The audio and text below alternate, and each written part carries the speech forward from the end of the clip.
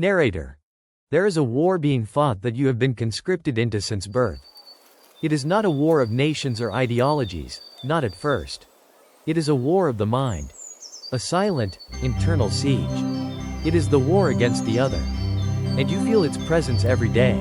A subtle tightening in your chest when you see a face that is not like yours. A flash of certainty, cold and absolute, when you read an opinion that is not your own. A quiet, grim satisfaction in knowing that you are on the right side of the wall, and they are on the wrong one. We will call this phenomenon the perspective cage. It is the invisible architecture of prejudice, the psychological blueprint of hatred. It feels like a fortress, a bastion of moral clarity that protects you from a chaotic world. But it is a trap. Stay with me, and I will not only give you the key to this cage, but I will show you how a story about giant, man-eating monsters provides the most terrifyingly accurate military doctrine for dismantling the walls within your own mind. This is not just an analysis. This is a debriefing for the soul. Phase 2. The problem, have you ever felt it? That sudden, primal shift from rational thought to pure, instinctual opposition. You're scrolling through the digital no man's land of a comment section. You see a headline, a political symbol, a name. And in an instant, the person behind that screen is no longer a person. They're a symbol. A target. An abstraction. You don't know their story, their struggles, their hopes. You don't need to. In your mind, their entire existence has been compressed into a single, hostile data point, enemy. This isn't a logical process. It's a chemical one. A reflex. A switch is thrown, and a caricature takes the place of a human being. They're lazy. They're fanatical. They're ignorant. They're evil. You feel a surge of righteousness, a sense of belonging to your own tribe, your own righteous garrison defending the truth. It feels good. It feels certain. Think of a family dinner. An argument breaks out over some deep-seated political or social issue. You look across the table at someone you have loved your entire life, a parent, a cousin, a sibling. But in that moment, you don't see them. You see their ideology. You see the uniform of their beliefs.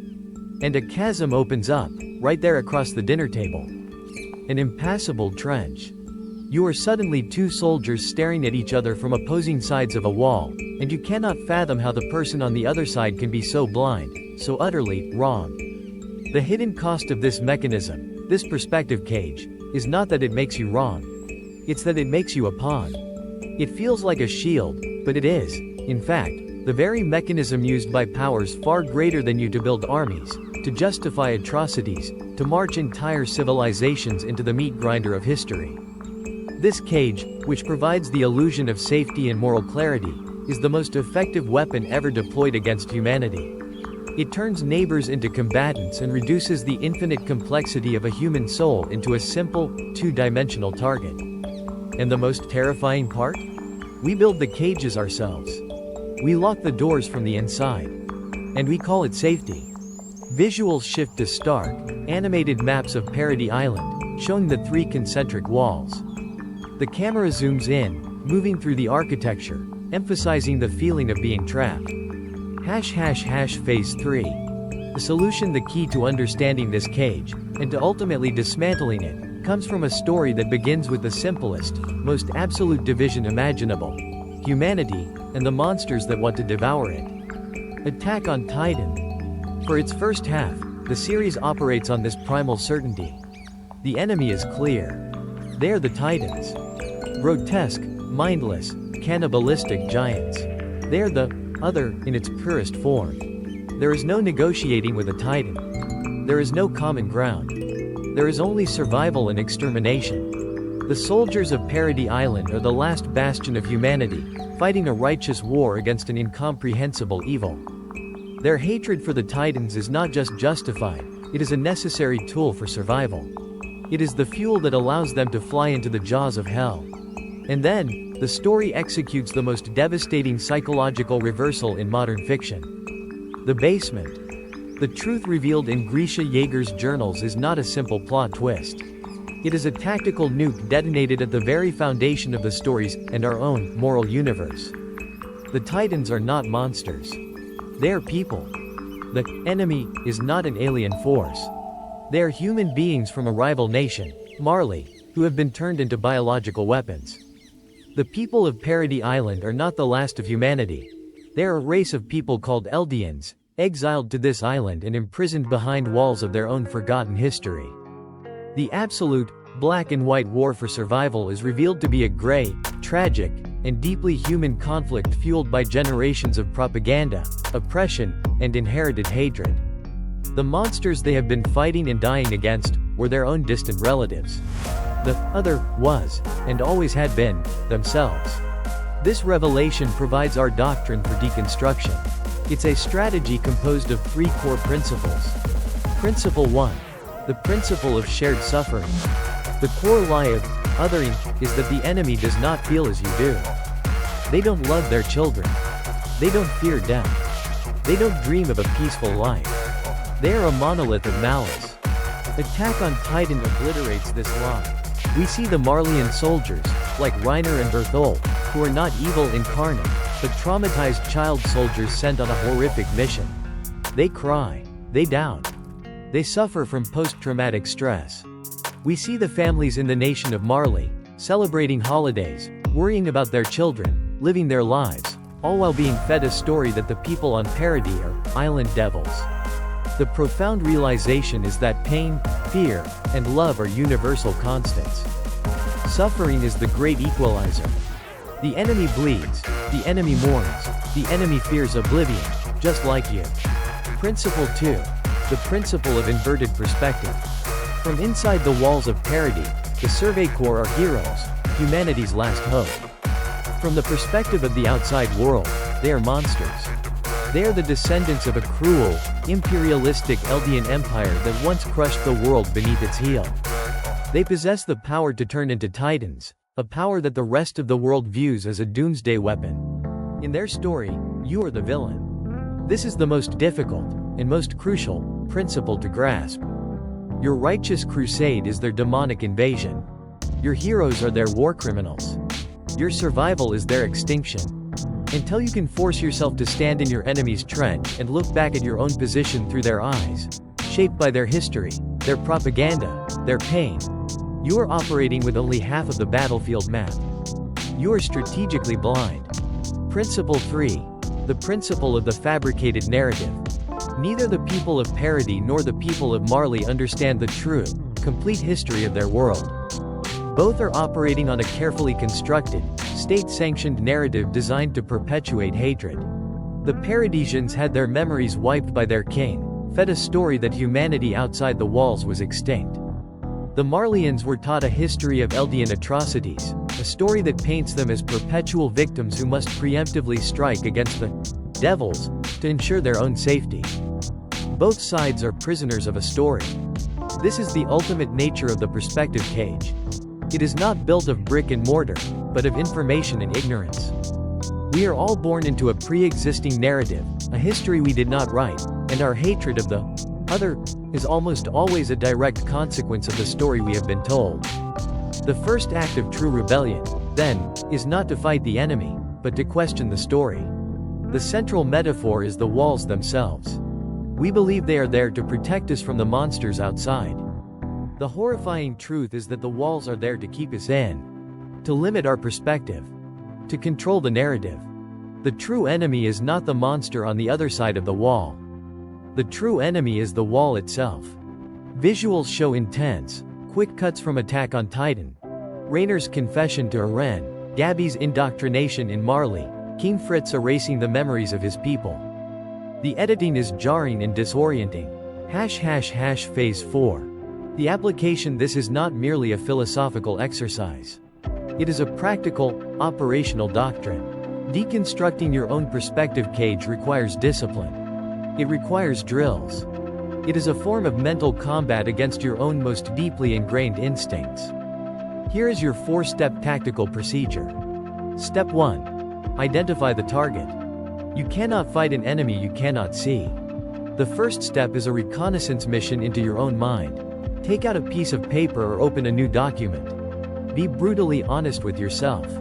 Write down a group, an ideology, or a type of person that you hold an instinctive, negative bias against. It could be based on politics, nationality, religion, social status, anything. Write down the labels that spring to mind when you think of them. Ignorant, evil, brainwashed, dangerous. Do not judge yourself for these thoughts. Simply document them. This is your target map. You are identifying the walls of your own cage. Step 2. The Gabi Braun Maneuver. Humanize the unit. In the series, Gabi Braun is a child soldier from Marley, utterly indoctrinated with hatred for the island devils. Her perspective only begins to shatter when she is forced to live with the family of Sasha, a soldier she killed. She sees their grief. She eats their food. She is treated with a kindness that her ideology cannot compute. This is your next drill. You must deliberately expose yourself to the humanity of your identified target. The goal is not to agree with them. The goal is to see them as human. Find a single, personal story. Read a long-form interview. Watch a documentary about their daily lives. Listen to a piece of their music. Find a photograph of them with their family. Your objective is to find a flicker of shared humanity. A moment of grief, a laugh, a story about their childhood. You are forcing your brain to override the caricature it has created with the undeniable data of a complex, feeling human being. Step 3. The Reiner Protocol. Invert the narrative. Reiner Braun was a warrior who saw the enemy up close and was shattered by the realization that they were just people. His confession to Eren, "I don't know who's right anymore," is the sound of a perspective cage breaking. Your third drill is to simulate this crisis. For 10 minutes, you must argue from their perspective. Not as a straw man, but with genuine intellectual effort. Inhabit their worldview. What is their history? What are their deepest fears? What do they tell their children at night? If you were born into their life, their country, their economic situation, their culture, what would your story be? What would you believe? Again, the objective is not to adopt their beliefs, but to understand how a rational human being could come to hold them. You are mapping the logic of their position, even if you fundamentally disagree with its conclusions. This act builds intellectual empathy, the most powerful solvent for blind hatred. Step 4. Acknowledge the walls, identify the architect. Who benefits from your hatred? Who benefits from this division? Look beyond the individual soldier in the opposing trench and ask, who drew the map? Who built the trenches? Every major conflict is fueled by a narrative constructed by those in power. Whether it's a government, a media corporation, a historical grievance, or an algorithm designed to maximize engagement through outrage. Your final step is to zoom out. Acknowledge that your feelings of animosity, and theirs, are not organic. They have been cultivated. They have been weaponized. See the larger system at play. Recognize that you and your perceived enemy are often two different sets of prisoners, trapped in the same architecture of conflict, pitted against each other by forces that have no interest in your personal well-being. Seeing the walls of the cage, and the architects who designed them, is the final step toward liberation. It reframes the conflict not as you versus them, but as the imprisoned versus the prison itself. Visuals show a montage of real-world historical conflicts, propaganda posters, and divided crowds, intercut with scenes from Attack on Titan showing Marleyan and Eldian propaganda. The pace is deliberate and somber. ### Phase 5. The proof this doctrine is not theoretical. Its effectiveness is proven both within the narrative of Attack on Titan and in the blood-soaked annals of our own history. The entire arc of Gabi Braun is a testament to this process. She begins as the perfect soldier, fueled by state-sanctioned hatred. She identifies the target, the devils of parody. But through forced proximity, the Gabi Braun maneuver, she humanizes them. She lives with the Browse family. She is saved by Kaya, whose mother was killed by a Titan Gabi herself helped unleash.